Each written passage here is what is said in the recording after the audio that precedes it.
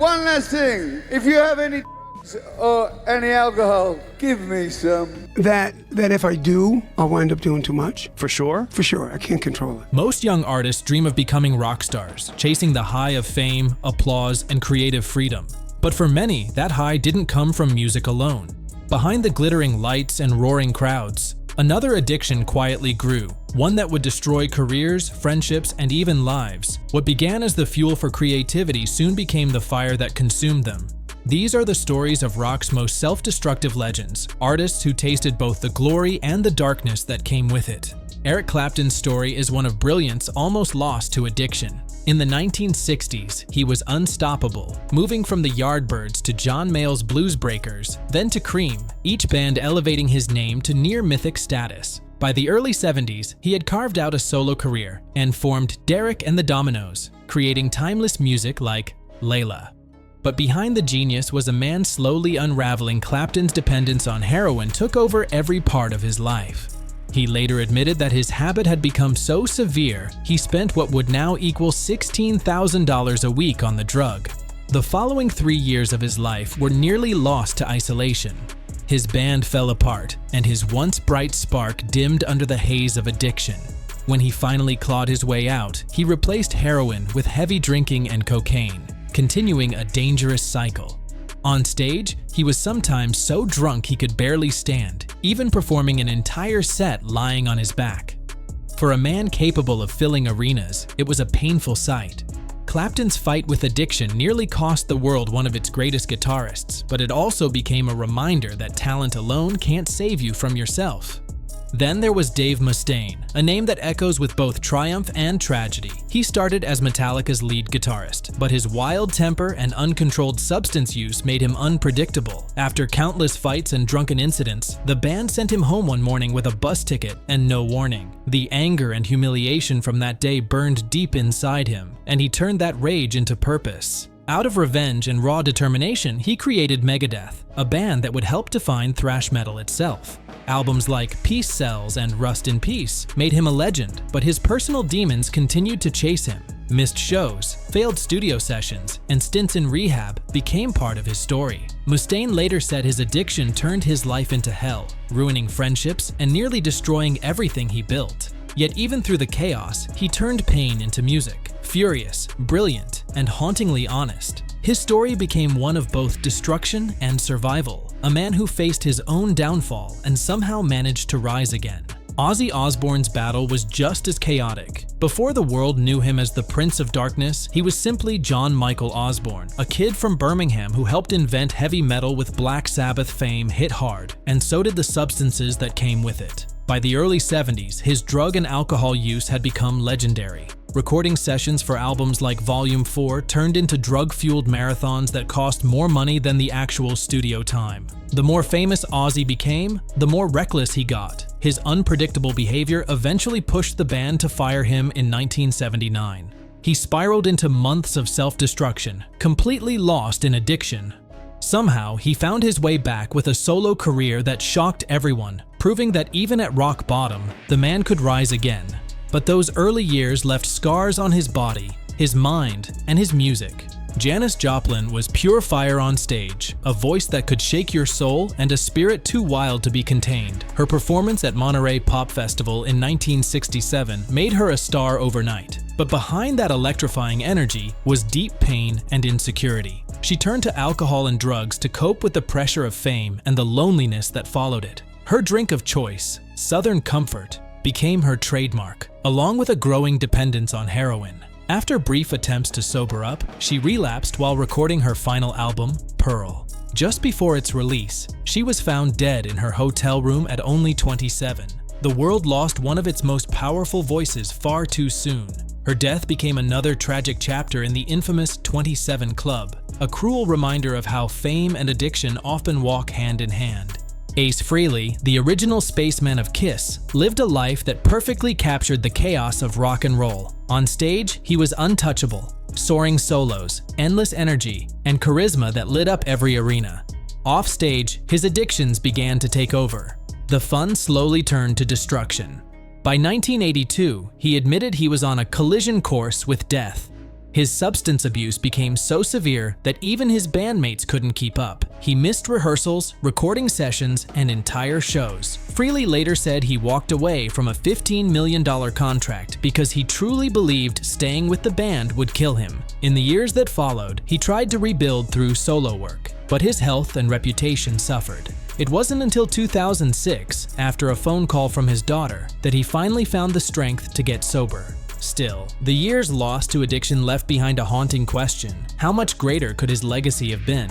Jimi Hendrix changed music forever. He could make a guitar talk, scream, or cry in ways no one had heard before. His performances at Monterey and Woodstock weren't just concerts, they were history in motion. But the same restless spirit that fueled his creativity also drove him toward dangerous habits. He mixed heavy drugs with exhaustion, legal trouble, and constant pressure. In 1969, an arrest in Toronto marked the beginning of a downward spiral. The next 2 years were filled with chaotic tours and mounting stress. By 1970, the man who had once seemed unstoppable was worn down.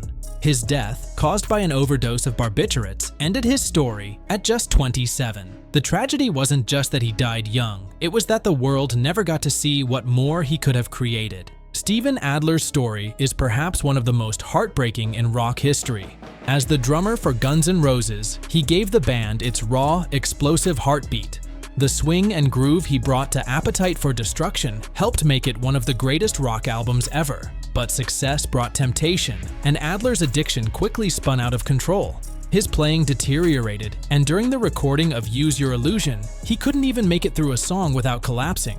The band tried to help him, even making him sign a contract to stay sober, but nothing worked. In 1990, he was fired. The dream was over.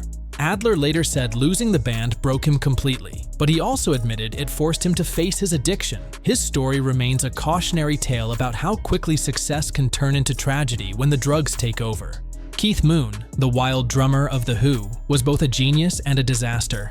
His sense of rhythm was unlike anyone else's, but his lifestyle was pure chaos. His reputation for destruction became legendary, smashing hotel rooms, wrecking cars, and living on the edge. But as the years went on, the chaos became harder to control. He was addicted to amphetamines and alcohol, and by the 1970s, it was showing. During one concert, he passed out mid-song, forcing the band to pull someone from the audience to finish the show. His health continued to decline, and even attempts to quit turned deadly. In 1978, while trying to recover, he overdosed on medication meant to help his withdrawal. He was only 32. Moon's death symbolized everything dangerous about the rock and roll dream, the price of excess when the party never ends. And then there was Keith Richards, the eternal survivor of the Rolling Stones. While his bandmates worried he might not live to see the next tour, Richards somehow kept going. His addiction to hard drugs was infamous, especially during the 70s. Recording Exile on Main Street became an exercise in chaos, with sessions delayed for days because Richards simply wasn't there. In 1977, he was arrested in Toronto on drug trafficking charges, a crime that could have ended his life in prison. That scare finally forced him to change course. Though he continued to dabble in other substances, he managed to pull back from the edge, proving once again that Keith Richards doesn't just play rock and roll, he survives it. Finally, there's Syd Barrett, the founding genius of Pink Floyd. His mind created worlds that no one else could see. The early Pink Floyd albums, filled with surreal lyrics and experimental sounds, were his imagination come alive.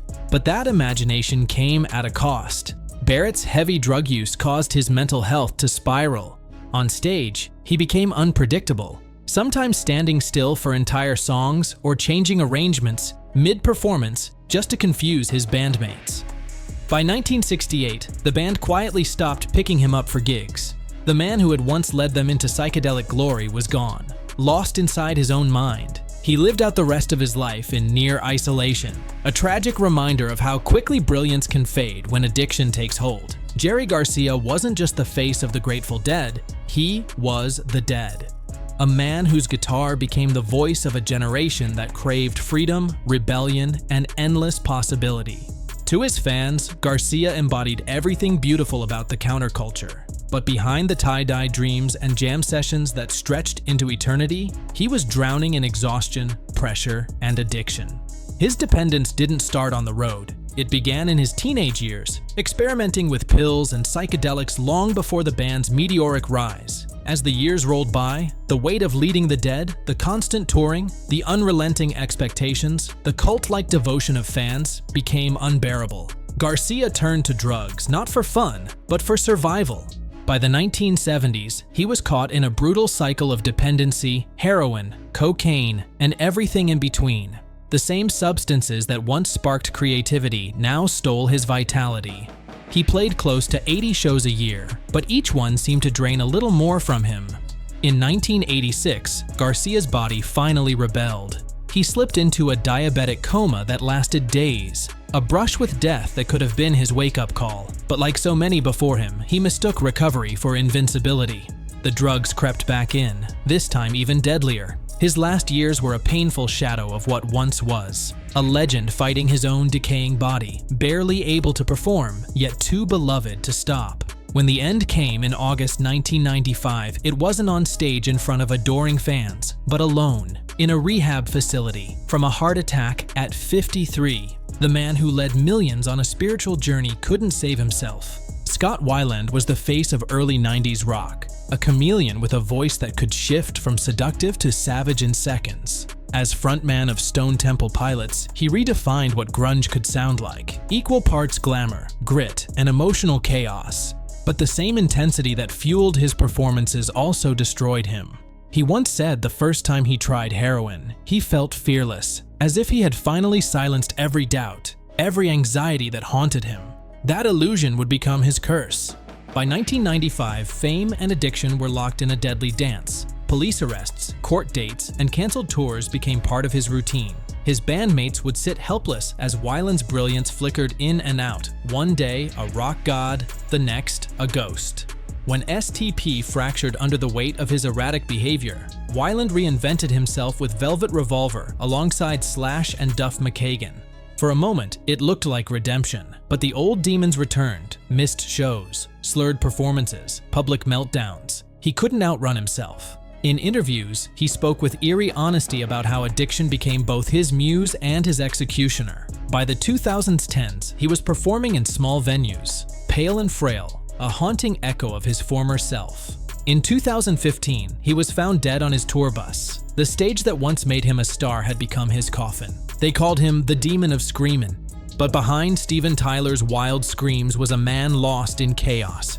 Aerosmith ruled the 1970s, a band of swagger, sex, and stadium anthems. But their legend came with a cost. Tyler's addiction to cocaine, heroin, and pills became so intense that he later admitted he couldn't remember recording entire albums.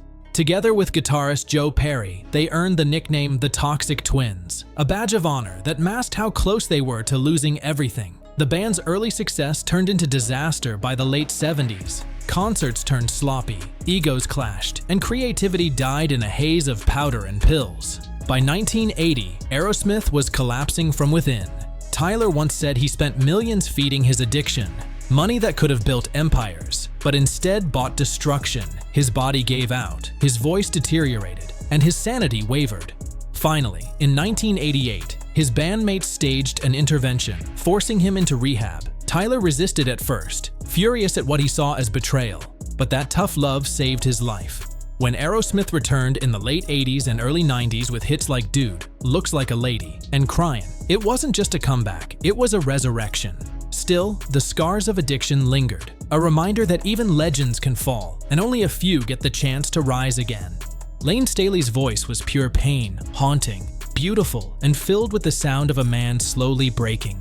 As the frontman for Alice in Chains, he turned addiction into art, writing songs that felt like confessions whispered from the edge. Albums like Dirt weren't just music, they were mirror reflections of his internal war. But the same thing that gave him power on stage was killing him off it. His bandmates tried to save him, but heroin had already consumed him. Tours were canceled, recordings delayed, and public appearances became rare. Even as his fame grew, Staley withdrew further from the world. After his fiancée, Demry Parrott, died from drug-related complications, Lane completely unraveled. He stopped performing, stopped eating, stopped living. Drugs aren't the way to the light, he once warned in an interview. They lead to suffering. Those words became prophetic. In his final years, he lived as a recluse in his Seattle apartment, his body wasting away. When police finally found him in 2002, he had been dead for 2 weeks, another casualty of grunge's dark legacy, a man who sang his own eulogy years before it came true. For a brief shining moment, Shannon Hoon was the sound of the early 90s. His band, Blind Melon, captured something rare: innocence wrapped in melancholy. Songs like No Rain gave the world a reason to smile, but Hoon himself couldn't. The sudden fame, the endless touring, the pressure to stay relevant, it all pushed him towards self-destruction. Cocaine and alcohol became constants, blurring the line between the artist and his demons. After multiple failed attempts at sobriety, his band hired a counselor to accompany them on tour, but Hoon hated the idea of being watched and fired the counselor after just a week. The illusion of control didn't last. In October 1995, after a show in Houston, Hoon went on an all-night binge. The next morning, his bandmates found him lifeless on the tour bus in New Orleans. He was 28 years old, a new father, a rising star, gone before he could see the legacy he'd left behind. Sid Vicious wasn't the best musician, not even close, but he didn't need to be. He was punk rock. Everything about him, the sneer, the leather, the chaos, screamed rebellion. But the same defiance that made him iconic also made him dangerous. When he joined the Sex Pistols in 1977, he was already knee-deep in drugs, using heroin and speed, like oxygen. His relationship with Nancy Spungen became a toxic spiral, two broken souls feeding off each other's destruction. Their life at New York's Chelsea Hotel was an endless loop of fights, overdoses, and police visits. By the time the Sex Pistols imploded in 1978, Sid was completely lost. His final act played out like a twisted tragedy, waking up next to Nancy's dead body, claiming no memory of what happened. Released on bail, months later, he celebrated his freedom with another fix. Hours after his release, he overdosed and died at just 21. Sid Vicious never had a chance to outgrow his image. Punk's first true martyr, dead before he could even understand what he'd created. Kurt Cobain didn't want to be a voice of a generation. He just wanted the noise in his head to stop. But the moment Nirvana broke through with Smells Like Teen Spirit, there was no turning back. The world crowned him the king of grunge, but fame only amplified his pain. His body was riddled with chronic illness, constant stomach pain so unbearable, he said heroin was the only thing that helped. At first, it was self-medication. Then, it became survival. By 1993, heroin wasn't just a habit, it was his daily ritual. He was exhausted, paranoid, and disgusted with the fame he never wanted. When In Utero dropped, it was clear in every lyric he was running out of time.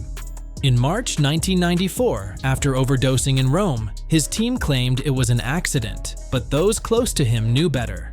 1 month later, he vanished from rehab, returned home to Seattle, and ended his life with a shotgun. The addiction didn't kill him directly, it just made him believe that death was mercy. Jim Morrison was rock's original poet-prophet, a man who thought he could drink his way to enlightenment. With The Doors, he pushed boundaries few dared to touch, using LSD and mescaline to expand consciousness and fuel his mystic performances. But what began as exploration soon turned into obliteration. By the early 70s, Morrison's brilliance was fading behind a cloud of alcohol. The man once described as magnetic and mysterious became bloated, erratic, and self-destructive. Arrests, public scandals, and on-stage meltdowns replaced his poetry. The final straw came in Paris in 1971. Hoping to escape fame, Morrison moved there to write, but instead drank himself into oblivion. One July morning, his girlfriend found him dead in the bathtub. No autopsy, no answers. Just another 27-year-old legend gone too soon. The Lizard King, who promised to break on through to the other side, finally did, and never came back. If there was ever a man who danced with death and lived to tell the tale, it was Nikki Sixx. As Mötley Crüe's bassist and main songwriter, he turned excess into an art form. His days blurred between hotel parties, backstage chaos, and a haze of heroin and cocaine. Sixx once said his true love wasn't fame or money, it was the needle. The spiral peaked in December 1987 when he overdosed and was declared clinically dead for 2 minutes before paramedics revived him with adrenaline. That moment became the inspiration for Kickstart My Heart, a song about dying and coming back for more. But the resurrection didn't bring peace. He continued using for years, writing every high and horror into his journals. Those diaries became the Heroin Diaries, a brutally honest confession of what it means to survive addiction, but lose your soul in the process. Today, Six stands as both a warning and a survivor. Proof that even after death, you can still find a second life if you're willing to face your demons. Behind the cat makeup and the pounding drums of Kiss was Peter Criss, a man whose life fell apart even as his band conquered the world. By the late 70s, Criss had become consumed by alcohol and cocaine, his once tight rhythm replaced by chaos. During the recording of Dynasty in 1979, his condition was so unstable that a session drummer had to replace him. His performances grew sloppy, his temper violent. The brotherhood that built Kiss was cracking, and by 1980, Criss was out. When the original lineup reunited in 1996, fans hoped for redemption, but the old wounds reopened. The same addictions, the same fights, the same self-destruction. Eventually, he was gone again. This time for good, Criss's downfall became the perfect metaphor for addiction itself. You can hide behind makeup, fame, or money, but sooner or later, the truth bleeds through. These stories aren't just about drugs, they're about pain, about artists who burned so brightly they couldn't handle their own fire. From Jerry Garcia's quiet death in rehab to Kurt Cobain's violent escape, from Sid Vicious' chaos to Steven Tyler's recovery, every one of them shows that the same drive that makes legends can also destroy them. Rock and roll promised immortality, but for too many, it only delivered an early grave. So tell us, which of these stories hits you the hardest? Whose fall from grace do you think was the most heartbreaking? Let us know in the comments below. And don't forget to like, share, and subscribe for more stories from the wild side of music history.